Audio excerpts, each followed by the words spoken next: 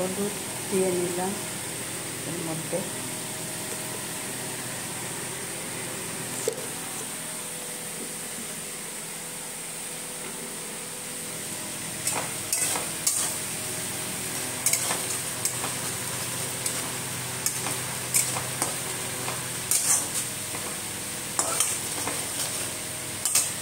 পেঁয়াজটা ভাজা হলে হলুদ আর এটা আদা লঙ্কা পেস্টটা দিয়ে দিলাম।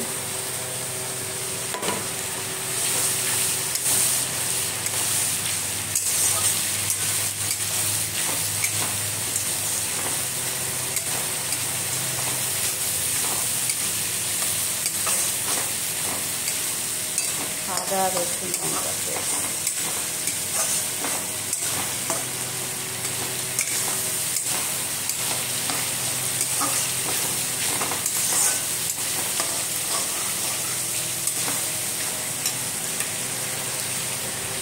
মশলাটা ঢেলে দিলাম।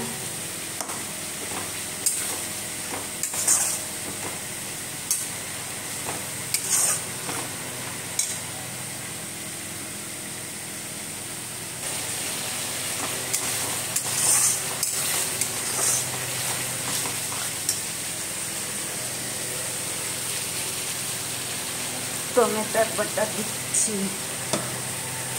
সব একসাথে ধুয়ে আবার ঢেলে দিতে হবে।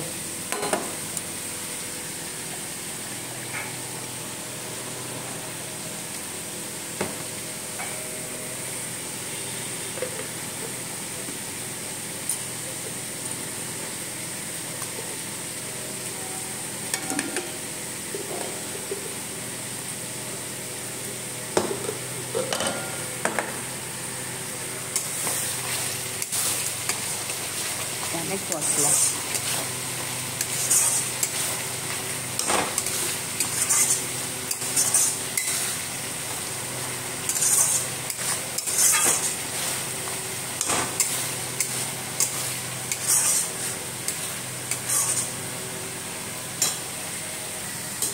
এখন এই আলু দেওয়া হয়ে গেল, আলু দিয়ে কষানো হলো। এটা একটু ভালোভাবে মানে তেল তো ছেড়ে দিতে দেখছেন, পুরো তরকারি রেডি প্রায় অলমোস্ট। তেল ছেড়ে দিতে দেখুন, তেল তবে জানবেন কষাটা ভালো হয়েছে। একটা জিনিস আপনাদের দেখানো হয়নি, ডিমগুলো দেখুন মাঝখান দিয়ে একটু কেটে কেটে দেওয়া হয়েছে, যাতে করে ভাজতে গেলে ফাটবে না। এবং যখন আপনার এটা তরকারিতে দেওয়া হবে মশলাটা ভালোভাবে এই জল দেওয়া হচ্ছে, জলটা অল্পই দেওয়া হবে, একটুখানি কাদা কাদা রাখা হবে তরকারিটাকে। এরপরে ডিমটা দিয়ে না, এবার ডিমগুলো ছাড়া হবে।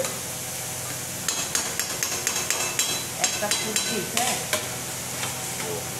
একটা ফুটছি, তারপরে ডিম ছাড়ছি। ডিম দেওয়া হচ্ছে।